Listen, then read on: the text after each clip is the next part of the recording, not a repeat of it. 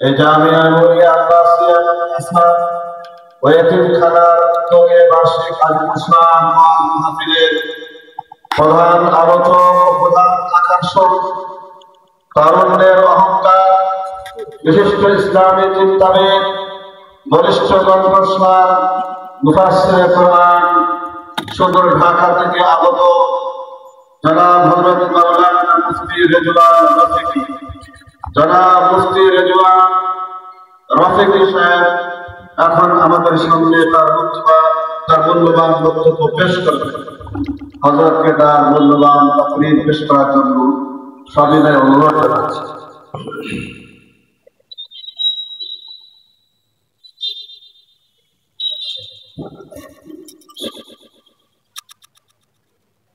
السلام عليكم ورحمة الله وبركاته. إن الحمد لله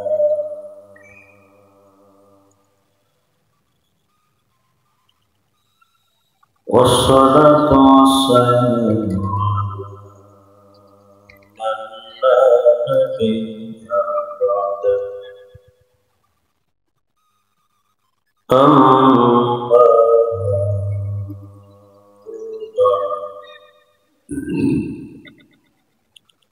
فأعوذ بالله من الشيطان الرجيم.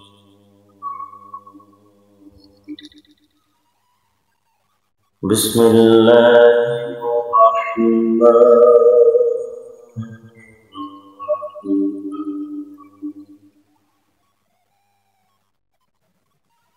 يرفع الله الذين آمنوا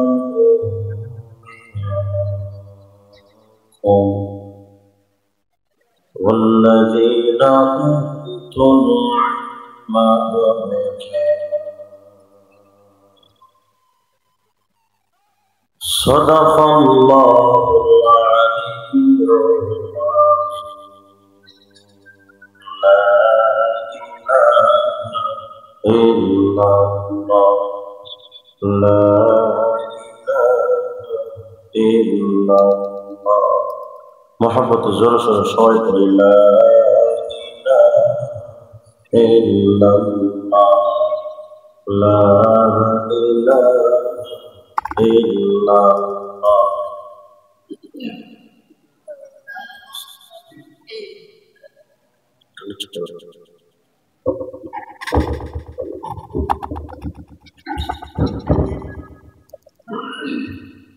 محبت زور সবাই পড়েন লা إلا الله لا إله إلا الله لا إله إلا الله لا إله إلا الله.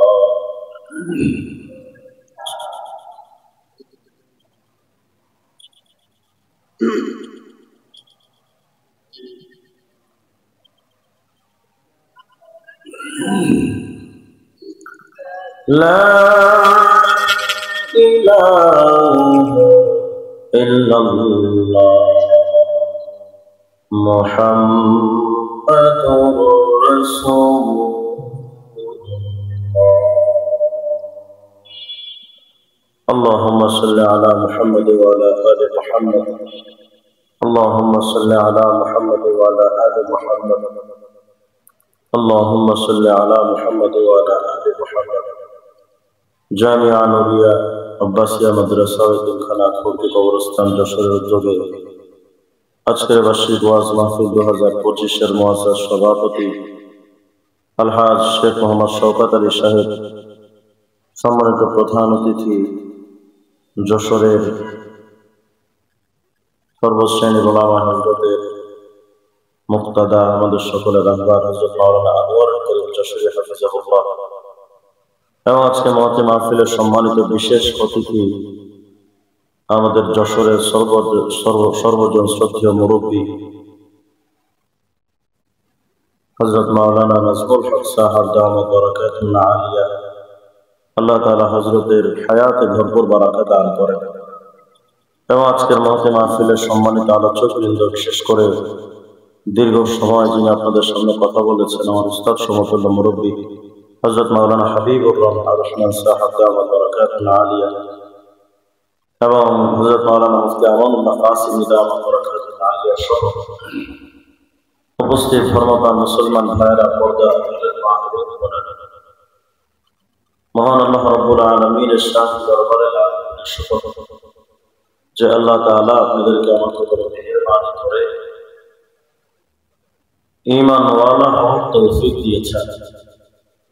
এজন্য প্রাণ খুলে মুহাব্বতের সাথে সবাই পড়ি আলহামদুলিল্লাহ। বলে তো আমরা গোলাম কার? আমাদেরকে জীবন্ত রাখেন কে? মৃত্যু দান করেন কে? ফাঁসিতে ঝোলানোর আগে প্রাণ ভিক্ষা দেওয়ার মালিক কে? রিজিক দেওয়ার মালিক কে? সম্মান অসম্মানের মালিক কে? সন্তান দেওয়ার মালিক? সাতবক জমিন আসমানের একচ্ছত্র মালিক একমাত্র কে? সে আল্লাহ তাআলা বড় মেহেরবানি করে আপনাকে আমাকে এখানে এনেছেন। খুব দামি মজলিস এবং দামি মাসওয়া, পরিবেশটাকে গোছানোর জন্য একটু সবাই তাকবীর দিয়ে আল্লাহু আকবার বলে দাঁড়ায় যাবে। সবাই দাঁড়ান, সবাই দাঁড়ান, মাশাআল্লাহ, সবাই দাঁড়ান। পেছনে ভাইরা দাঁড়ান, মাশাআল্লাহ। এবার সবাই সামনে এসে একেবারে গায়ের সাথে গা মিশিয়ে মিলেমিশে খালি জায়গাগুলো পূরণ করে বসে থাকবে। বসে, মাশাআল্লাহ, বসে।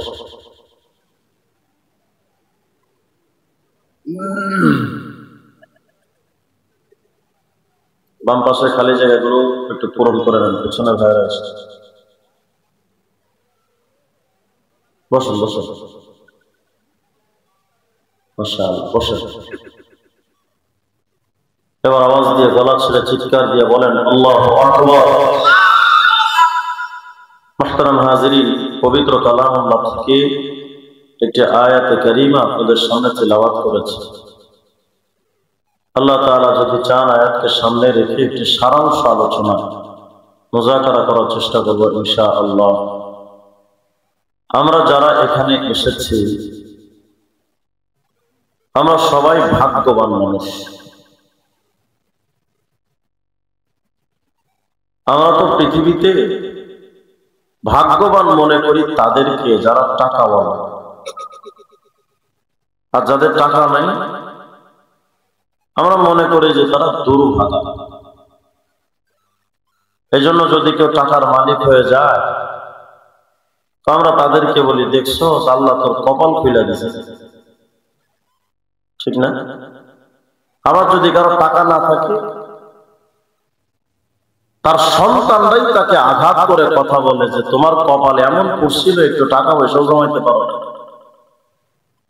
ঠিক না? তার মানে হলো আমরা মনে করি টাকাই হলো আমাদের ভাগ্য খোলা অথবা ভাগ্য বন্ধ হওয়ার মূল মানদণ্ড। কিন্তু আল্লাহর সংজ্ঞায় তো বিষয়টা এমন নয়। আল্লাহ তাআলার সংজ্ঞাই হলো ভাগ্যবান হলো তারা কদ আফলাহাল মুমিনুন, ভাগ্যবান হলো তারা ঈমানওয়ালা যারা। সুবহানাল্লাহ বলেন না? তাহলে আপনি আমি যারা এখানে এসেছি আমরা সকলে ভাগ্যবান না দুর্ভাগা? অতএব আফসোস করার কিছু নাই যে আল্লাহ আমারে কিছুই দিল না। আর আল্লাহ তাআলা আপনাকে যে নিয়ামত দিয়েছেন, এত দামি সম্পদ, পৃথিবীর সবচেয়ে ধনী ব্যক্তি ইলন মাস্ককেও আল্লাহ এই নিয়ামত দেন। সেই নিয়ামতের নাম হলো ঈমান। কিয়ামতের ময়দানে বহু ধনী ব্যক্তিরা উঠবে, বড় বড় সুপার পাওয়ার আমেরিকার প্রধানমন্ত্রী, রাষ্ট্রপ্রধানরা উঠবে, কিন্তু তাদের মতো অসহায় কিয়ামতে কেউ হবে না। আবার আবু হুরায়রা রাদিয়াল্লাহু আনহুর মতো মিসকিন সাহাবী, বেলাল হাবশী রাদিয়াল্লাহু আনহুর মতো মিসকিন সাহাবী কিয়ামতে উঠবেন তারাও, কিন্তু তাদের দাম দেখে পৃথিবীর বেঈমান শিল্পপতি আর কোটিপতি ধনকুবেরদের মাথা চোখ কপালে উঠে যাবে যে আল্লাহ এদেরকে এত দাম দিলেন। এই সব কিছু হবে শুধু একটা কারণে, সেটা হলো ঈমান। বলেন তো কি? ঈমান। তাহলে ঈমানই নিয়ামত, সবচেয়ে দামি নিয়ামত। কত দামি নিয়ামত এটা বোঝার জন্য ছোট্ট করে বোঝেন। আমরা যে বাংলাদেশে বাস করি, এই বাংলাদেশ মাত্র 56,000 বর্গ মাইলের একটা ছোট্ট বাংলাদেশ। অথচ এই ছোট্ট বাংলাদেশটা কিন্তু এত ছোট নয়। কত বড়? টেকনাফ থেকে তেতুলিয়া পর্যন্ত যদি সফর করেন তো ক্লান্ত হয়ে যাবেন যে বাংলাদেশ এত বড়, এত বিশাল এই রাষ্ট্রটা। পৃথিবীর মানচিত্রে যদি আপনি খুঁজতে চান তো তালাশ করে খুঁজেই পাবেন না যে বাংলাদেশ কোথায়। কেন? কারণ বাংলাদেশ হলো মাত্র 56,000 বর্গ মাইল, আর পুরা পৃথিবীটা অন্তত 20,10,00,000 বর্গ মাইল। সুবহানাল্লাহ বলবেন না? আচ্ছা কল্পনা করেন, আপনি ডিলে ডুলে রিভাব এগুলো বাদ দিয়ে, রিভাব নেই আপনার, রিভাব ইকো টিকো সব বন্ধ করেন।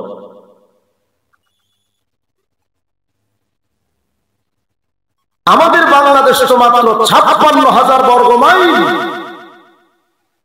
আর পুরা পৃথিবীটা অন্তত 20,10,00,000 বর্গ মাইল। 56,000 বর্গ মাইলের বাংলাদেশ যদি এত বড় হয় তো 20,10,00,000 বর্গ মাইলের পৃথিবী কত বড়? সৌর বিজ্ঞানীরা আরেক আজীব কথা লিখেছে, মিয়া পৃথিবীর এই বিশালতা দেখে আশ্চর্য হওয়ার কিছু নেই।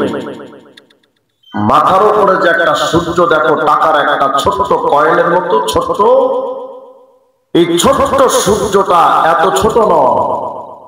কত বড়? বলে পুরা পৃথিবীর চাইতে ওই সূর্য অন্তত 13 লক্ষ গুণ বড়। কি ভাবতেছেন? মোটামুটি দেওয়ানবাগি পীরের পেটের মতোই তো নাকি? আওয়াজ দিয়ে বলেন আল্লাহু আকবার। পৃথিবীর চাইতে 13 লক্ষ গুণ বড় যে সূর্য, আকাশে এক বিগ বস তারকা আছে, নাম ইউআই স্কুটি, ছোট্ট তারকা, অন্য তারকাদের তুলনায় বড়। এই তারকাটা কত বড়? বিজ্ঞান বলে পৃথিবীর চাইতে যে সূর্যটা 13 লক্ষ গুণ বড়, ওই সূর্যের চাইতে ওই তারকা আরো 500 কোটি গুণ বড়। ওই তারকাটা কত বড়? অথচ ওই তারকাটা আমরা দুনিয়াতে বসে ওই তারকা খুঁজে পাই না যে সে তারকাটা কোথায়। তার মানে হলো আসমানটা এত বড় যে এই বিশাল আসমানের সামনে ওই তারকা যে বাস করে এত ছোট্ট জায়গা নিয়ে, যে ওই তারকাটারে খুঁজেই পাওয়া যাবে না যে তারকাটা কোথায়। এত বিশাল তারকা আকাশে খুঁজেই পাওয়া যায় না, তাহলে পুরো আকাশটা কত বড়? সুবহানাল্লাহ বলবেন না? পুরো আকাশটা কত বড়? এই আকাশটা যত বড়, দ্বিতীয় আসমানের তুলনায় এই প্রথম আসমানটা একেবারেই ক্ষুদ্র। সপ্তম আসমানের তুলনায় প্রথম আসমানের খুঁজেই পাওয়া যাবে না যে প্রথম আসমান কোথায়। তো সপ্তম আসমান, সাততম জমিন আসমান কত বড়? এগুলো মাথায় ধরবে না যে এই বিশাল বড় বড় সৃষ্টি কত বড় হতে পারে। আল্লামা কুরতুবী রাহমাতুল্লাহ আলাইহি একটা riwayat লিখেছেন, সাইয়েদনা মূসা আলাইহিস সালাম একদিন আল্লাহকে বলছিলেন, আল্লাহ আপনি তো বিশাল আসমানকে সৃষ্টি করলেন, সাততম জমিন আসমানকে আপনি সৃষ্টি করেছেন। আল্লাহ মূসার একটা প্রশ্ন হলো, আসমান জমিন সৃষ্টি করে আপনি তো হুকুম দিয়েছিলেন ইতিয়া তাওআন আও কারহা, আসমান জমিন আমার কথা মতো চলো।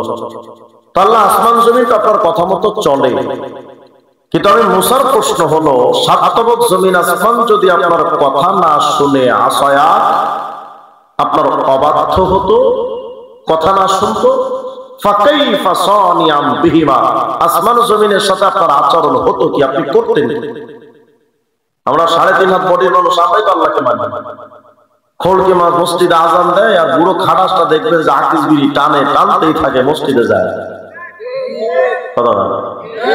আমরাই তো আল্লাহকে মানি।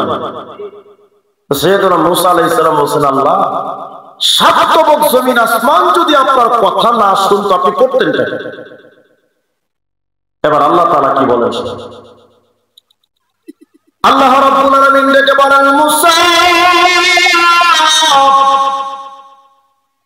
সাত তবক জমিন আসমান কি মনে মনে ভাবছো? এই সাত তবক জমিন কি আমার সবচেয়ে বড় সৃষ্টি? এই মুসা, সাত তবক জমিন আসমানের বাহিরে আমি আল্লাহর অনেক বড় বড় সৃষ্টি আছে, তুমি কল্পনা করতে পারবা না রে মুসা। এই সাত তবক জমিন আসমানটা যত বড়, যদি আমার কথা না শুনতো, সাত তবক জমিন আসমানের বাহিরে আমি আল্লাহ কিছু পশু বানায় রাখছি। লাউ কুনতু আমরু দাব্বাতাম মিন দাওয়াবি ফাতাবতালিহুমা মুসাল্লাম, ওই পশুগুলোর ভেতরে শুধু একটা পশুকে যদি আমি আল্লাহ হুকুম দিতাম, আমি যদি বলতাম এই পশু এই সাত তবক জমিন আসমান আমার কথা মানে না, একটা ব্যবস্থা কর মুসা। সাত তবক জমিন আসমানটারে ওই পশুগুলোর ভেতরে শুধুমাত্র একটা পশু সামনে এগিয়ে এসে সাত তবক জমিন আসমানটারে একটা লোকমা বানায়া মুখের মধ্যে দিয়া গিলে ফালাইতো, কিন্তু ওই পশুর গলায় আটকাতো না। পশুটার গলা কত বড়, যার গলা এত বড় ওই পশুর বডি কত বড়? আল্লাহু আকবার বলবেন না? কেন তথ্য দিলাম? আল্লাহর বিশাল বড় বড় সৃষ্টির হিসাব দিলে তো মাথায় কাজ করবে না। কুরসি কত বড়, আরশ কত বড়, এগুলোর হিসাব দেওয়ার সময় নেই, এত সময় নেই।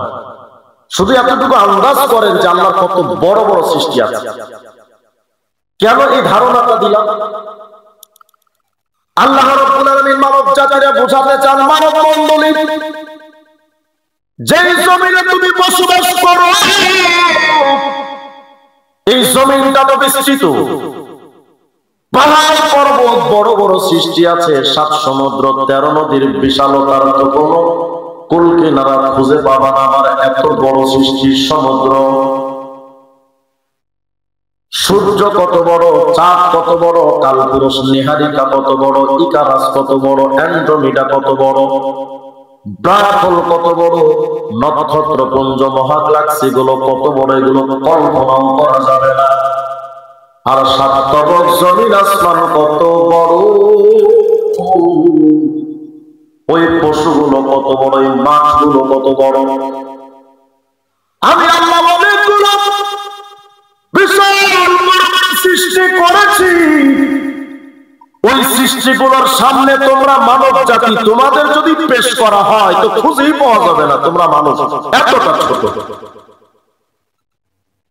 আমরা তো মাত্র 3.5 হাত বড়ের ক্ষুদ্র মানুষ, সামান্য বিমানে উঠলেই নিচের মানুষ খুঁজে পাওয়া যায় না যে মানুষ এত ছোট। রব্বুল আলামিন বোঝাতে চান বড় বড় সৃষ্টি আছে আমার, কিন্তু রে বান্দা এই জমিনটারে যখন বানাইলাম আমি আল্লাহ স্বাভাবিক প্রক্রিয়ায় বানিয়েছি, বলেছি কোন হল তো ফায়াকুন হয়ে গেছে।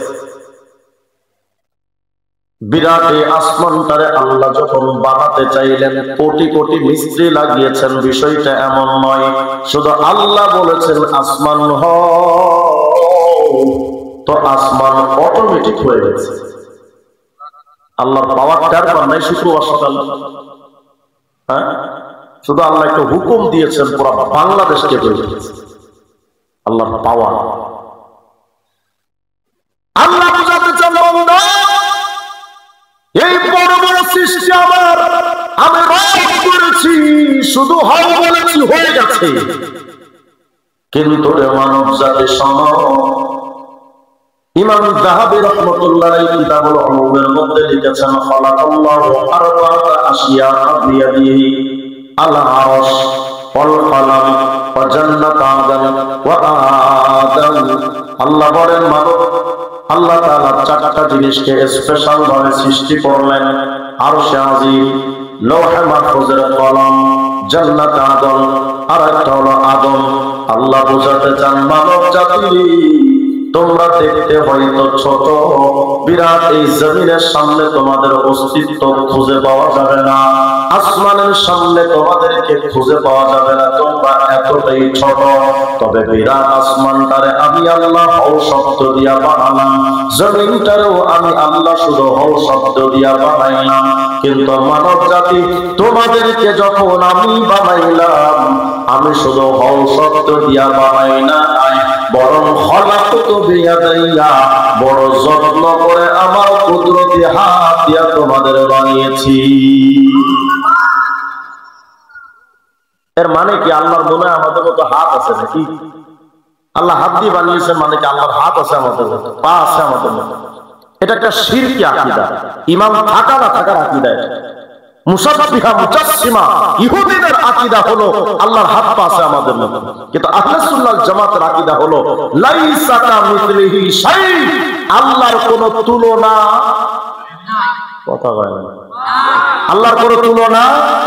তাহলে আল্লাহ যে বললেন আমার হাত দিয়ে বানিয়েছি, এর মানে হলো আল্লাহ যখন নিজেকে কোনো বিষয়ের সাথে সম্পৃক্ত করে বলেন, যেমন নাকাতুল্লাহ আল্লাহর উটনি, বাইতুল্লাহ আল্লাহর ঘর, আল্লাহ নিজেকে কোনো বস্তুর সাথে যদি সম্পৃক্ত করেন, এর অর্থ দাঁড়ায় তাকরীমান ওয়া তাশরীফান ওয়া তা'যীমান লাহু, অর্থাৎ ওই সংশ্লিষ্ট বস্তুকে সম্মান বোঝাতে আল্লাহ এটা বলে থাকেন। আল্লাহ হাত দিয়ে বানিয়েছেন এর মানে আল্লাহর হাত আছে বিষয়টা এমন নয়। আল্লাহ বোঝাতে চেয়েছেন বান্দা আসমান বিশাল সৃষ্টি হতে পারে, সম্মানের সাথে বানাইনি, জমিন বিস্তৃত সৃষ্টি হতে পারে, সম্মানের সাথে বানাইনি, কিন্তু তোমরা ক্ষুদ্র হতে পারো, তোমাদেরকে বড় সম্মান দিয়ে বানিয়েছি। তবে এই সম্মান যে সব মানুষের একরকম বিষয়টা এমন নয়। সূরা মুজাদালার 11 নম্বরে আল্লাহ বলেন ইয়ারফাইল্লাহুল্লাযীনা আমানু মিনকুম, এই মানব জাতি তোমাদের যাদেরকে আমি সম্মানের সাথে বানাইলাম, এই সম্মানটা তোমাদের টিকে থাকবে ততদিন, ঈমান থাকবে যতদিন। ঈমান যদি না থাকে তোমার কোনো সম্মান নাই। এর ছোট্ট একটা প্রমাণ আপনাদের শোনা যায়। ঈমানদাররা সম্মানিত হবে, মুসলমানদেরকে আল্লাহ যত্ন সম্মান করে খাওয়ান গরুর দুধ, আর বেঈমান নরেন্দ্র মোদীদেরকে খাওয়ান সনমের মতো গরুর দুধ। ও গাধাদেরকে আল্লাহ অপমান করে, চেয়ারই দেয় না। আল্লাহ বলেন ঈমানদার তোমার সম্মান সবচেয়ে বেশি। কত সম্মান? হাফেজ ইমাদউদ্দিন ইবনে কাসীর রাহিমাহুল্লাহ কিতাব লিখেছেন তাফসীরুল কুরআনিল আযীম ইবনে কাসীর, খণ্ড ৮ 443 নম্বর পৃষ্ঠাতে বর্ণনা আছে। সরি, তাফসীরে আল বিদা নিহায়া নামক কিতাবের খণ্ড ৫ 95 নম্বর পৃষ্ঠার মধ্যে ইবনে কাসীর রাহমাতুল্লাহ আলাইহি লিখেছেন, মিয়া যায়েদ ইবনে আরকাম রাদিয়াল্লাহু আনহু বর্ণনা, ফেরেশতারা একদিন আল্লাহকে বলতেছিলেন, ও আল্লাহ খালাকতা বানি আদম, আপনি তো আদম সন্তানকে সৃষ্টি করলেন, ওয়া আতাইতাহুম আদ-দুনিয়া, পুরা দুনিয়াই তো আপনি মানব জাতিকে দিয়ে দিলেন, কিন্তু আল্লাহ আমাদের ফেরেশতাদের তো আপনি কি করলেন? ওয়ালাম তুতিনা যালিকা, আমাদের তো কিছু দিলেন না, সব দিলেন মানবরে। তা আমরা কি পাওয়ার কিছু যোগ্য নই? মানব জাতির দুনিয়া দিলেন, এখন এই মানব জাতি তো ইয়াকুলুন খাচ্ছে, ইয়াশরাবুন পানি পান করে, ওয়া ইয়াতামাত্তাউন উপভোগ করে, ওয়া ইয়াতাযাওয়াজুন বিয়ে শাদী করে। আমাদের তো আপনি কিছুই দিলেন না, না দিলেন একটু খানা, না দিলেন একটু পোশাক, না দিলেন একটা বউ, কিচ্ছু তো দিলেন না।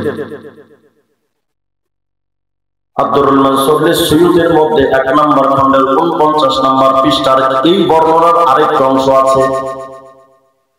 ফেরেশতারা আল্লাহকে বলছেন, আল্লাহ যেহেতু কিছুই দিলেন না, আমাদের ফেরেশতাদের একটা আবেদন আছে। কি বলো? আল্লাহ মানুষকে তো আপনি দুনিয়া দিয়েছেন, অসুবিধা নাই, এটা ওদেরই থাক, আমরা ওখানে ভাগ বসাবো, কিন্তু যে জান্নাতটা বানাইছেন, এই জান্নাতটা এই যে আল্লাহ না হাদিহি, এই জান্নাতটা আমাদেরকে দিয়ে দেন, না কুলু মিনহা ওয়া নাশরাবু, একটু খেয়ে বেঁচে বাঁচতে পারি। মানব জাতির দুনিয়া দিয়েছেন, থাক অসুবিধা নাই, আমাদের জান্নাত দিয়ে দেন, তাইলে তো মামলা শেষ। এবার আল্লাহ কি বলে শুনুন। আল্লাহ রাব্বুল ইয়া মালাইকাতি ওয়া বিইজ্জাতি ওয়া জালালি লা আজআলু সালিহা যুররিয়াতি মান খালাকতু বিয়াদাইয়া কামান কুনতু লাহু কুল এই ফেরেশতা তোমাদেরকে আমি আল্লাহ বানিয়েছি শুধু হও শব্দ দিয়া, আমি বলেছি হও তো বাস হয়ে গেছো। কিন্তু বান্দা ফেরেশতারা রে, আমার এই বান্দাদেরকে আমি আল্লাহ তো শুধু হও শব্দ দিয়া নয়, নিজের কুদরতি হাত তথা সম্মান দিয়া বানিয়েছি। শুনে রাখো ফেরেশতা, আমার বান্দাদেরকে আমি আল্লাহ দুনিয়া দিলাম, ওদেরকে আমি জান্নাত দেব। তোমরা যে মনে করো জান্নাত তোমাদের দেব, সম্মান তোমাদের বাড়ায়া দেব। ফেরেশতারা শোনো, আমি আল্লাহর ইজ্জত আর জালালিয়াতের কসম, যেই বান্দাদেরকে আমি আল্লাহ আমার কুদরতি হাত দিয়ে আমার এই বান্দাদের মধ্যে যারা ঈমানওয়ালা হবে, নেককার যারা হবে, ওই নেককার বান্দাদেরকে যেই সম্মান আমি আল্লাহ দেব, এমন সম্মান পশ্চিম কালেও করে ফেরেশতাকে দেব না। আচ্ছা বলেন তো, যদি বুঝে থাকেন বলেন তো, ঈমানদারের সম্মান ফেরেশতাদের চাইতে কম না বেশি? বলেন বলেন, জোরে বলেন। এটা বুঝছেন তো সবাই? বাস এটা মাথার এক সাইডে রাখেন। আমি আলোচনা থেকে একটু ইউটার্ন নিই, একটু ব্যাক সাইডে ঢুকতে হবে। আগে মাথায় এটা রাখেন যে ঈমানদারের সম্মান ফেরেশতার চাইতে বেশি। সূরাতুল আরাফের 179 নম্বর আয়াতে আল্লাহ বলেন, ওয়ালাকাদ যারা'না লিজাহান্নামা কাসীরাম মিনাল জিন্নি ওয়াল ইনস লাহুম কুলুবুন লা ইয়াফকাহুনা বিহা ওয়া লাহুম আয়ুনুন লা ইউবসিরুনা বিহা ওয়া লাহুম আযানুন লা ইয়াসমাউনা বিহা উলাইকা কাল আনআম বাল হুম আযাল উলাইকা হুমুল গাফিলুন।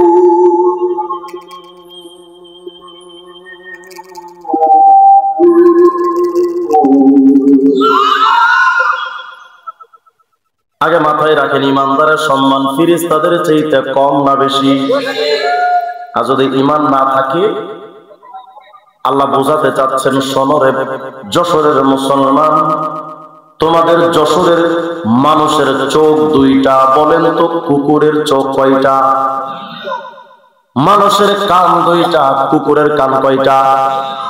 মানুষেরও অন্তর আছে, কুকুরেরও অন্তর আছে, কিন্তু আল্লাহ বোঝাতে চান, শোনরে মানব, তোমার চোখের মধ্যে দৃষ্টির পাওয়ার আমি আল্লাহ তোমারে দিয়েছি। এই একই পাওয়ার, দৃষ্টি শক্তি আমি আল্লাহ কুকুরকেও দিয়েছি। বরং অনেক ক্ষেত্রে মানুষের চোখের পাওয়ারের চাইতে কুকুরের চোখের পাওয়ার বেশি। কিন্তু মানব রে, তোমার দৃষ্টি শক্তির ভিতরে আমি আল্লাহ তাআলা স্পেশাল একটা পাওয়ার দিয়েছি, যেটা আমি কুত্তারে দেই না। তোমার কানের মধ্যে স্পেশাল একটা পাওয়ার আমি আল্লাহ তোমারে দিলাম, যেটা আমি কুকুরকে দেই নাই। মানুষ, তোমার চোখের মধ্যে দৃষ্টির যে স্পেশাল পাওয়ারটা দিলাম রে, ওই পাওয়ারটা দিয়া 1 মাস তুমি ফরকি মাদ্রাসায় যদি কোরআন পড়া শেখো, তোমার চোখের পাওয়ারটা দিয়া তুমি কোরআন তেলাওয়াত করতে পারবা। কিন্তু কুকুরকে যদি সারা জিন্দেগি মদিনা ইউনিভার্সিটিতে বা জামে আসার বিষয়ে যদি পড়া, কুকুরের পক্ষে বলেন তো তার দৃষ্টির পাওয়ার দিয়া, দৃষ্টি শক্তি দিয়া কুকুরের জন্য কোরআন তেলাওয়াত করা দেখে দেখে সম্ভব? বুঝতেছেন তো কথা? মনোযোগ দিতে হবে। কোন কুকুরের পক্ষে তার চক্ষুটা দিয়া কোরআন তেলাওয়াত করা সম্ভব? মানুষ তার কানটা দিয়া আলোচনা শুনতে পারবে, কোরআন তেলাওয়াত শুনতে পারবে, ঈমানের কথা, হেদায়েতের কথা শুনতে পারবে। কুকুরের শ্রবণ শক্তির মধ্যে স্পেশাল পাওয়ার নাই। যদি কুকুরের কানের মধ্যে স্পেশাল পাওয়ার থাকতো, মসজিদে আযান দিলে ওযু কইরা সুন্দর করে মসজিদে জামাতে শরীক হতো। কিন্তু কুকুরের কানের মধ্যে ওই আওয়াজ শোনার মতো যোগ্যতা আল্লাহ দেন নাই। অন্তরটা যে আল্লাহ আপনাকে আমাকে দিলেন, আবার পশু পাখিকেও দিলেন। আপনি আমি অন্তরটা দিয়া ইমানের কথা শুনতে পারবো, উপলব্ধি করতে পারবো, বুঝতে পারবো। কিন্তু কুকুর তার অন্তর দিয়া কোনটা হিদায়াত আর কোনটা গোমরাহি, এটা কুকুর কোনোদিন উপলব্ধি করতে পারবে না। কারণ কুকুরের অন্তরের ওই স্পেশাল শক্তিটা আল্লাহ তাআলা কুকুরকে দান করেন নাই। আর মানে আল্লাহ বুঝাতে চান, মানব রে, তোমার চোখ কানার অন্তরের মধ্যে স্পেশাল একটা পাওয়ার দিয়েছিলাম। এই পাওয়ার গুলো দিয়া তুমি কোরআন তেলাওয়াত শিখবা, তুমি হিদায়াতের পথে চলবা, ইমানের রাস্তায় চলবা, সঠিক বেঠিক রাস্তাগুলো বুঝে শুনে তুমি চলবা। এই জন্য স্পেশাল একটা পাওয়ার দিয়েছিলাম। কিন্তু মানব রে, এই পাওয়ারটা যখন তুমি সুন্দর মতো ব্যবহার করবা, তখন তোমার সম্মানটা হবে ফেরেশতাদের চাইতেও বেশি। কিন্তু যখন এগুলো স্পেশাল পাওয়ারটা ব্যবহার করে ঈমান হেদায়েতের রাস্তায় যখন চলবা না, এই মানব, তখন আমি আল্লাহই তো দেখলাম তোমার চোখের দৃষ্টির মধ্যে আর কুকুরের দৃষ্টির মধ্যে কোনো পার্থক্য রইল না। কারণ কুকুরও হিদায়েতের রাস্তা দেখলো না, তুমিও দেখলা না। তাহলে তোমার চোখের মধ্যে আর কুকুরের চোখের মধ্যে তফাৎটা রইল কই? তুমি ঈমানের কথা শুনলা না, হিদায়াতের কথা শুনলা না, তোমার কানের মধ্যে আর কুকুরের কানের মধ্যে তফাৎ রইল না, তোমার অন্তরের মধ্যে আর কুকুরের অন্তরে তফাৎ রইল না। যখন আমি আল্লাহ এমনটা করে দেখব, তুই তোর চোখ কান অন্তর দিয়া ঈমানের পথে তুমি চলবা না, ইসলামের পথে যখন চলবা না, তখন আমি আল্লাহ যখন দেখলাম তোমার অন্তর চোখ আর কানের মধ্যে তফাৎ রইল না, তখন আমি আল্লাহ তোমাকে ওই ফেরেশতার উপরের জায়গার সম্মান থেকে একটা টান মাইরা এমন নিচে নামাইলা, উলাইকা কাল আনআম। তুই এখন কুকুরের মতো, তোমার মর্যাদা এখন শূকরের মতো, হাইওয়ান পশু পাখি জানোয়ারের মতো তোমার সম্মান।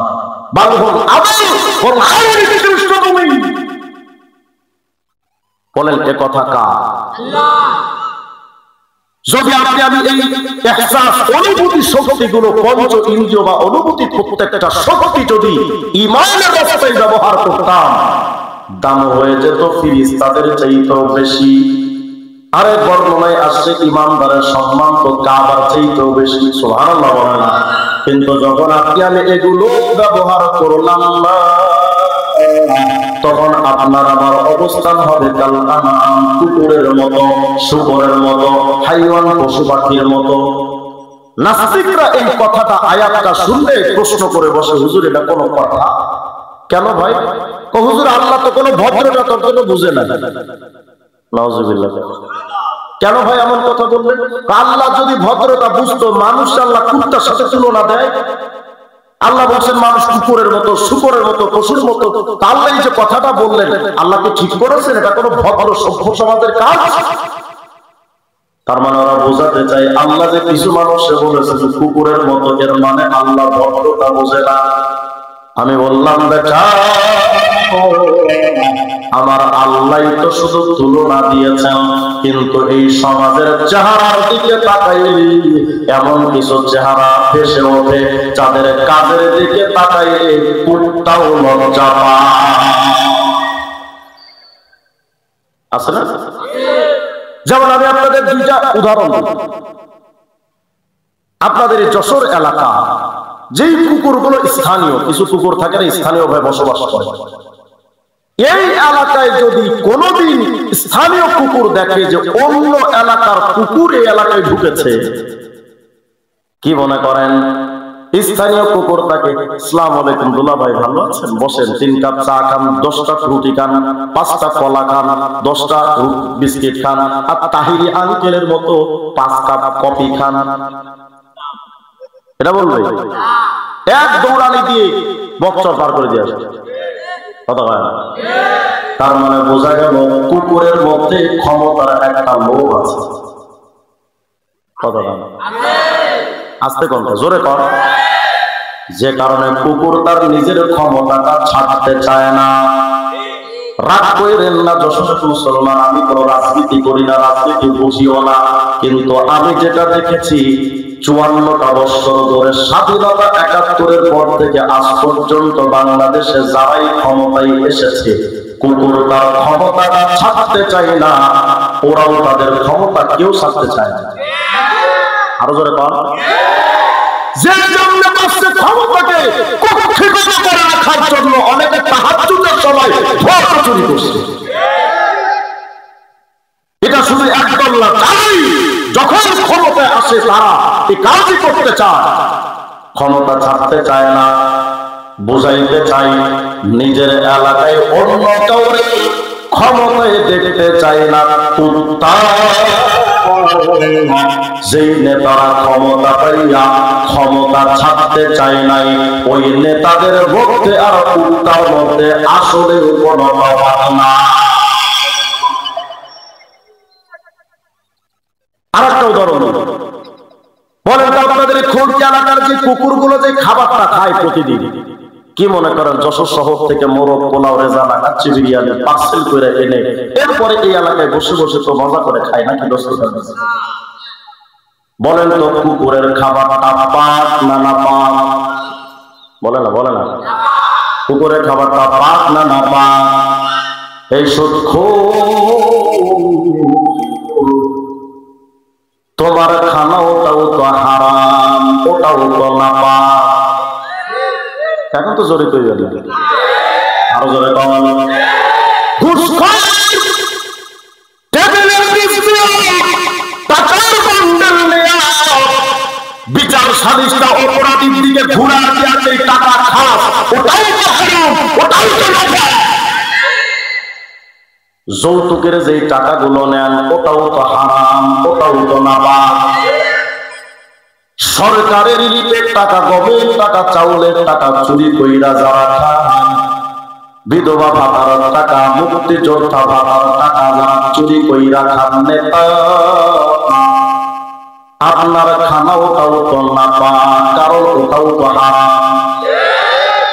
বোঝা গেল কুকুরের খাবারটা না পাক, কিছু মানুষের হারাম খোরের খাবারটাও না পাক।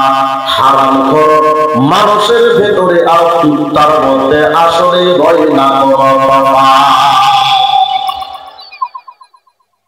চেহারাটা দেখতে ভালো, পোশাকটাও চমৎকার, মাগার অন্তরে তার কালি ভরা, টাটকা একটা জানোয়ার। এই সমাজের ভিড়ে আজি, এই সমাজের ভিড়ে আজি আসল মানুষ নাই রে নাই। মানুষ দেখতে চন্দ হইবার জাদু ঘরে যাই সবাই, আইরে সাধের দুনিয়ায় মানুষ পাওয়া বড় গায়। মানুষ দেখতে চন্দ হইবার গৌরস্থানে যাই সবাই, সত্য কথা বলে যায় মন দিয়া ভাবে সবাই। কোটি কোটি মানুষ আছে আসল মানুষ নাই রে না। সাহাল হে আলেম দি हाफिज कुरान होना, सहल है आलम दी हाफिज कुरान होना। कुछ बड़ी बात नहीं मुफ्ती दौरा होना, कोई दुश्वार नहीं आफाक में ताबा होना। सख्त मुश्किल है मगर सच्चे मुसलमान होना। सहल है वाइज तशबा गरीबा होना, और आशा है बहुत साहिब ईमान होना। कोई मुश्किल तो नहीं आफाक में ताबा होना, सख्त मुश्किल है मगर सच्चे मुसलमान होना। भाईरा, आलम हाफिज हवा, मुफ्ती हवा बहुत बड़ा কোনো কষ্টের কাজ নয়। বড় বড় কর্মী ছাড়া বক্তব্য দেওয়ার মতো বড় বড় অভাব নেই, বড় বড় লিডার হাজার, কিন্তু সত্যিকারের মুসলমান মানুষ হওয়াটা বড় কঠিন কাজ। এটা বাজার এত সহজ কাজ নয়, এটা বড় কঠিন কাজ।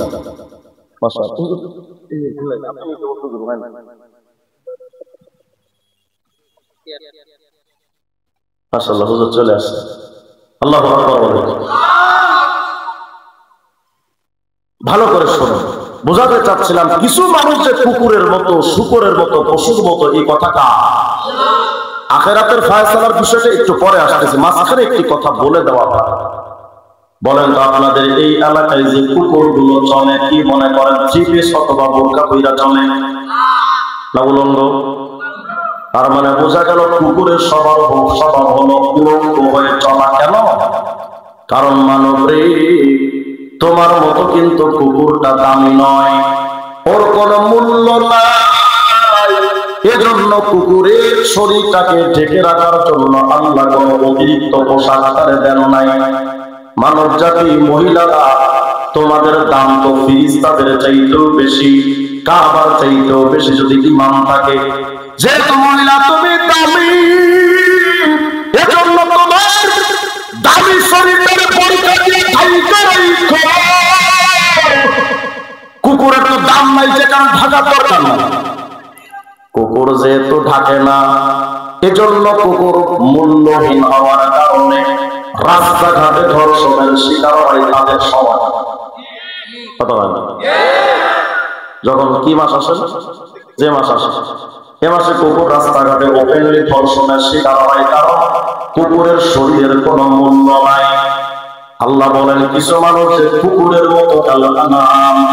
এই নারী, যখন তোমার বডিটার উলঙ্গপনার সাথে উলঙ্গ হয়ে যখন কুকুরের মতো ল্যাংটা হয়ে উলঙ্গপনার সাথে চলবা, কুকুর যেমন ধর্ষণের শিকার হয়, বেপরদা অশ্লীল নারীগুলো যেমন রাস্তাঘাটে ধর্ষণের শিকার হয়।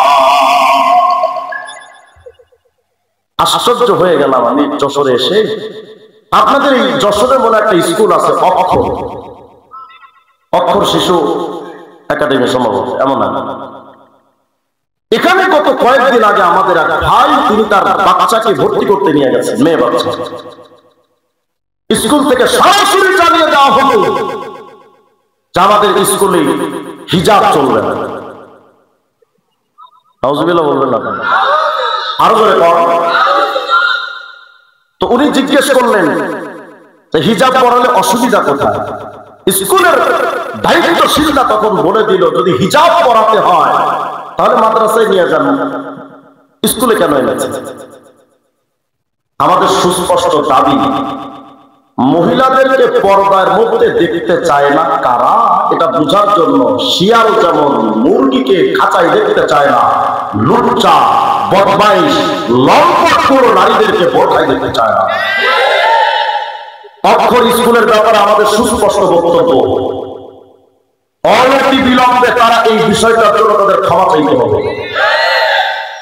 যদি আপনারা এই বিষয়টা জাতির সামনে ক্লিয়ার না করেন, এটা মনে রাখবেন, এটা কিন্তু ভারতের দাদাবাবুদের রাষ্ট্র নয়, এটা স্বাধীন বাংলাদেশ, মুসলমানদের রাষ্ট্রের উপরে দাঁড়িয়ে, সাধারণ নাগরিকদের কর্মের উপরে দাঁড়িয়ে যে বাংলাদেশটা আছে, ওই বাংলাদেশে যা হিজাব নিষিদ্ধ করবে, ওটা অস্তিত্ব ঠিক বাংলাদেশে।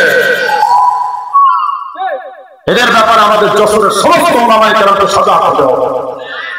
আমাদের ওলামায়ে কেরামের পক্ষ থেকে সম্ভবত 24 বা 48 ঘন্টার একটা আলটিমেটাম দেওয়া হয়েছে। এর মধ্যেই যদি এটার সমাধান না করে, জাতির সামনে প্রকাশ্যভাবে যদি ক্ষমা না চায়, মুসলমানরা ওদিকে মুখ করে তাদের প্রতিষ্ঠানকে তালাবদ্ধ করে দেবে। যশোরের মাটিতে তাদের স্বাধীনভাবে চলার কোনো অধিকার, যারা আমার মুসলিম বাচ্চাদেরকে, যারা ধর্মীয় মূল্যবোধকে যারা সম্মান করতে জানে না, যারা মেয়েদেরকে ধর্ম মন্ত্রে অন্তরায় সৃষ্টি করে, ওই প্রতিষ্ঠান পশ্চিমকালে মুসলমানদের প্রতিষ্ঠান হতে পারে না। হয়তো তারা এটার ক্ষমা চাইবে এবং নতুন করে তারা নিয়ম জারি করতে হবে যা আমাদের এই প্রতিষ্ঠানে ইসলাম মানার ব্যাপারে কোনো বাধ্যবাধকতা নাই। যদি এটা তারা না করে, আমি প্রশাসনকে বলছি, আপনারা তো কথাই কথায় হুজুরদেরকে উগ্রতা প্রদর্শন করেছে বলেন, মব ভায়োলেন্স তৈরি করেছে, এটা আপনাদের দাবি কথায় কথায়, অন্য কিছু তো পারে না, শুধু হুজুরদেরকে দোষ দিতে পারে। কিছু হইলে হুজুরা মব ভাইরাস করেছে, কিন্তু মব ভাইরাস তৈরি হওয়ার জন্য যারা সর্বপ্রথম উস্কানি দিল আর তাদেরকে আগে ধরা দরকার। মব ভাইরাস তৈরি হওয়ার আগে প্রশাসনকে বলছে আপনারা ব্যবস্থা নেন, যদি না নেন আমি এই মুসলমানদের হৃদয়ের ইমানি অগ্নির কথা আপনাদেরকে শোনা যায়। হয়তো এখানে অনেক মুসলমান আছে মাথায় টুপি নাই, মুখে দাড়ি নাই, গায়ে পাঞ্জাবি নাই, হয়তো 5 ওয়াক্ত নামাজও পড়ে না, কিন্তু প্রত্যেকটা মুসলমানের অন্তরের ভেতরে যারা ইমানি আগুন আছে, ওই ইমানি আগুন যদি একবার বিস্ফোরণ হয়ে যায় এমন আগুন জ্বলবে প্রস্তুত থাকবেন তো ইনশাআল্লাহ।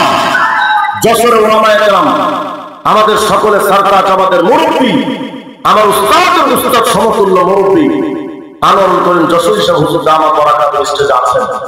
ইনশাআল্লাহ আলেমদের পক্ষ থেকে আপনাদেরকে একটা আহ্বান করা হবে, যদি অক্ষর তাদের বিষয়টা ক্লিয়ার না করে ওলামায়ে কেরামের যে কোনো কর্মসূচি পালন করতে প্রস্তুত থাকবেন তো ইনশাআল্লাহ। আল্লাহ আমার ভাইদেরকে কবুল করেন। আল্লাহ তাআলা কিছু মানুষের ব্যাপারে বলেন উলাইকা কাল আনআম, তারা কুকুরের মতো।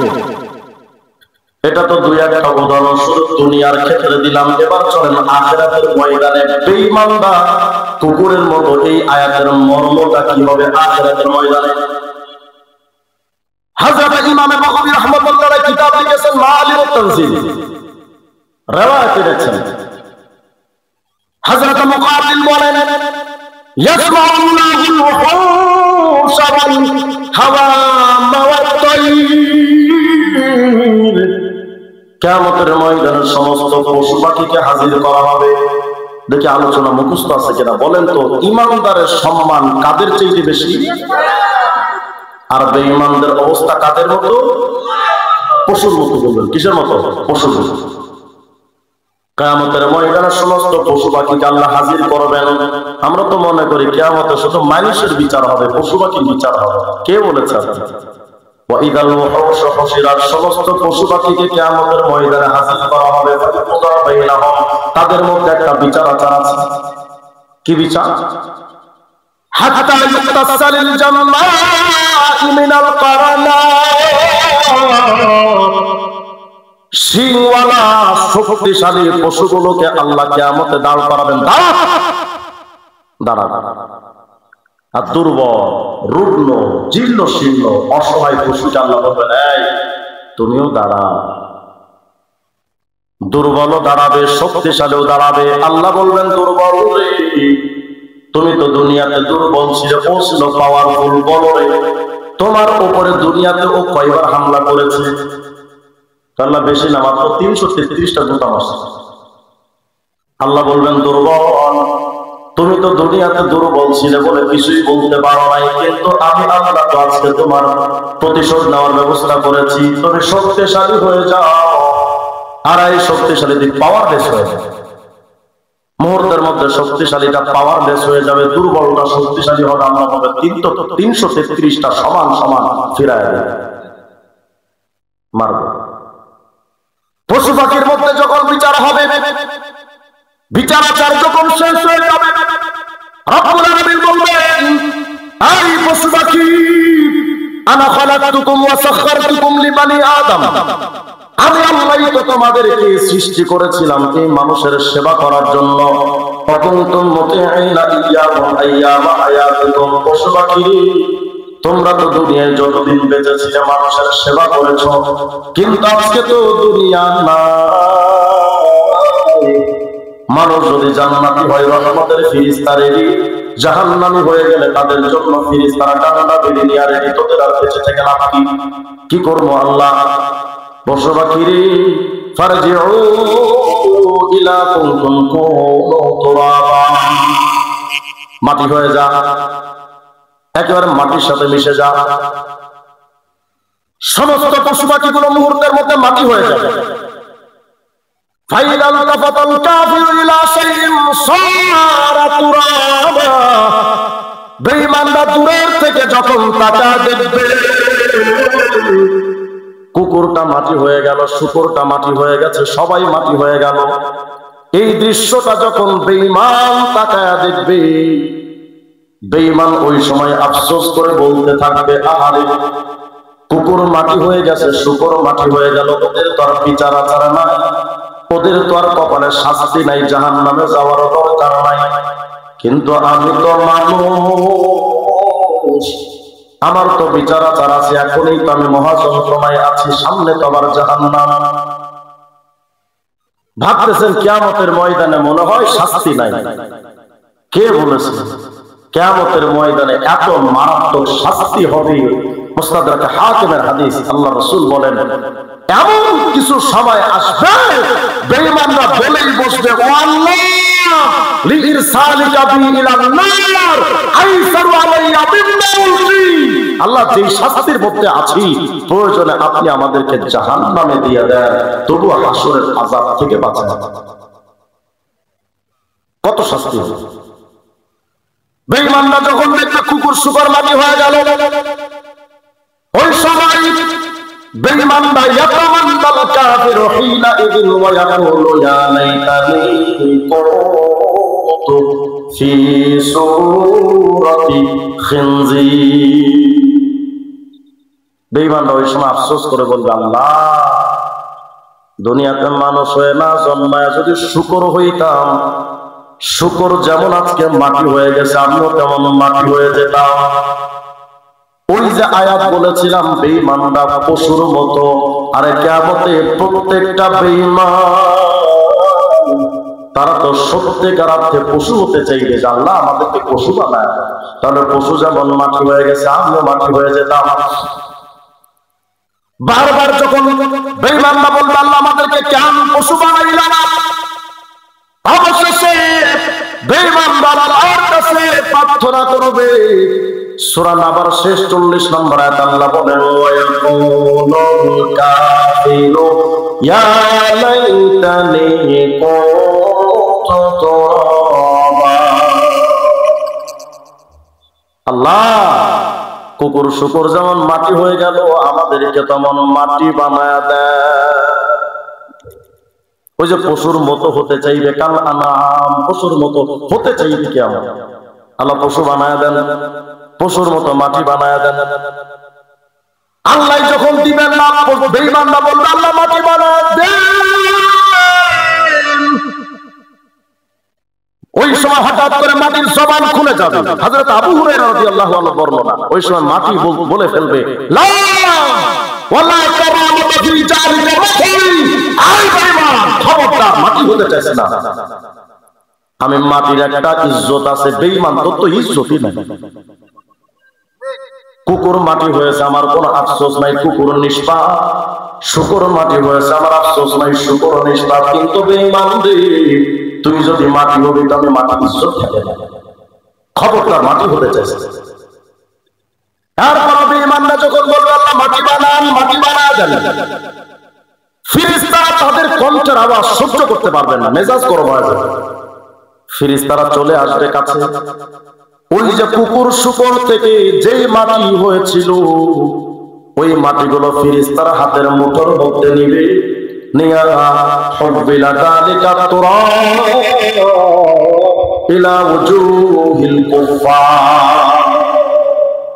ওই কুকুর শুকর থেকে হওয়া মাটিটা হাতের মধ্যে নিয়ে ফেরেশতারা বেঈমানদের মুখে ভাবে ছুঁড়ে মারে।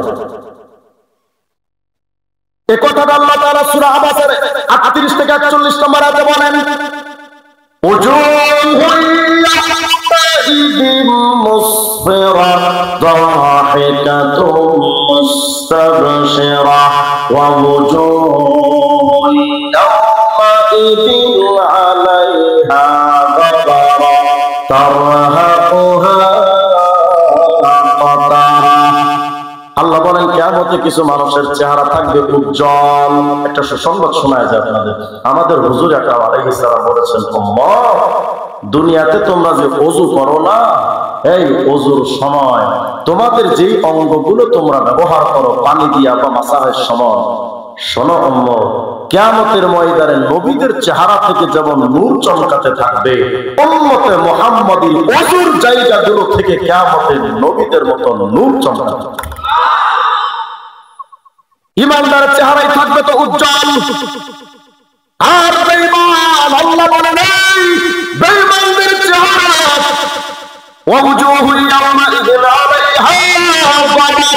তাদের চেহারা থাকবে ধুলিমলি, ধুলো ময়লা লেগে থাকবে। ওই যে ফিরিস্তারা ধুলো মেরে দিছে মুখে।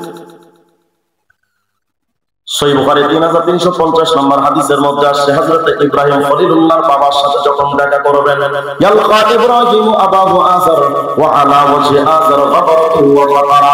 ইব্রাহিম নবী তাকায় দেখবেন তার বাবা, লম্বা কথা, সময় যেহেতু খুব সংক্ষেপে হয়েছে, হযরত ইব্রাহিমের বাবার চেহারায় ধুলো ময়লা লেগে থাকবে। ইব্রাহিমের বাবা বলবেন, ইব্রাহিম আল্লাহকে একটু বলো না, আল্লাহ যেন আমাদের মাফ করে দেয়। ইব্রাহিম আলাইহিস সালাম এক পর্যায়ে দোয়া করবেন, ওগো আল্লাহ, ইন্নাকা ওয়া'আদানি আল্লা তুখজিয়ানি ইয়াওমা ইউবাসুন, আপনি তো আমাকে ওয়াদা দিয়েছিলেন কিয়ামতের ময়দানে আমার অপমান করবেন না। ফাআইয়ু খিজি আখদা মিন আবিয়াল আবাদ, এর চাইতে বড় অপমান কি যে সন্তান থাকবে জান্নাতে ইব্রাহিম আর বাবা আযর থাকবে জাহান্নামে? এর চাইতে বড় অপমান আর কি হতে পারে? এই ইব্রাহিম, তুমি কি বলতে চাও? আল্লাহ আপনি আমার আব্বারে মাফ করে দেন। আল্লাহ বলবেন, ইব্রাহিম ইন্নাল্লাহা ক্বাদ হাররামাল জান্নাতা আলাল কাফিরিন, আল্লাহ জান্নাতকে কাফিরদের জন্য হারাম করে দিয়েছে। ইব্রাহিম বাপের দরদ দিয়া সামনে আইছো, ওমর তাহতারি দিলাই, পায়ের দিকে তাকাও তো তোমার বাপ কই দেখো। ইব্রাহিম নবী নিজের পায়ের দিকে তাকায় দেখবেন তার বাবা 4 পা বিশিষ্ট একটা পশু বানায় তার বাপকে ইব্রাহিমের পায়ের গোড়ায় ফেলে রাখা হয়েছে। উলাইকা কাল আনাম, বেঈমানরা পশুর মতো। এই কিয়ামতে পশু হয়ে উঠেছে।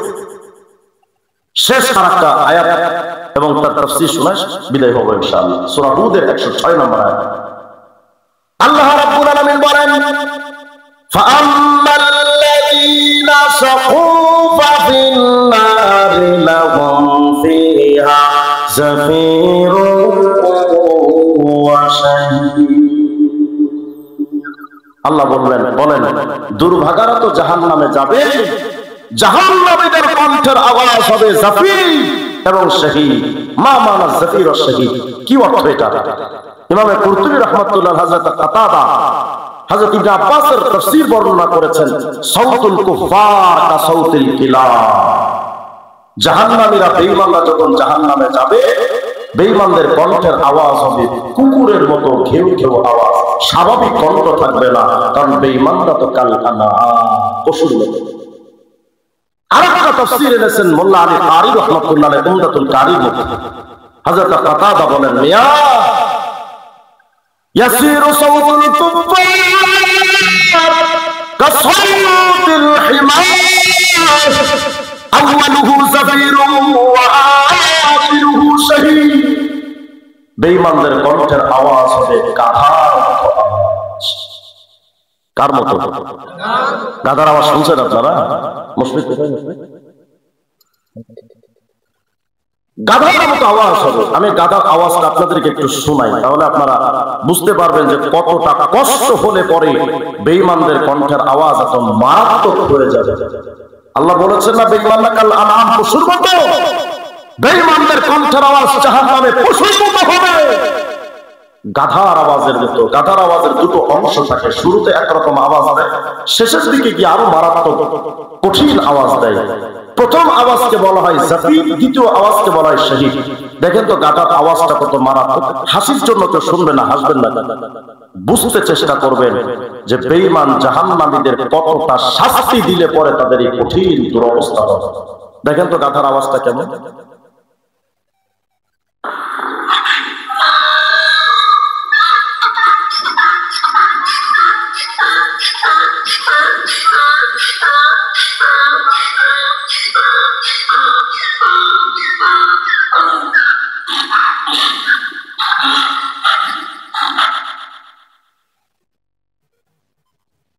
কি বুঝলেন? কতটা শাস্তি দিলে পরে প্রত্যেকটা বেঈমানের কণ্ঠের আওয়াজ গাধার। মুরব্বী, ইমানদার হয়ে কবরে যাওয়া ফিকির তো আজও পর্যন্ত করলাম না। আজও পর্যন্ত বিড়িটা ছেড়ে হাতে তসবির দানা তুলবো, এই ফিকিরটা আজও আসতো না। আর কবে ফিকির আসবে আমাকে বলেন তো? আর কবে আপনার আমার সময় হবে? প্রতিদিন কাফনের ফ্যাক্টরি থেকে কাফন বের হচ্ছে বের হচ্ছে বের হচ্ছে। হঠাৎ একদিন আপনার আমার কাফন বের হয়ে যাবে, আপনার খবর থাকে। যশোরে কিন্তু অলরেডি অনেকগুলো কাফন চলে আসছে। এমন তো হতে পারে ওই কাফনের ভেতরে আপনার আমার কাফনটা হাজির, আপনার আমার খবর নেই।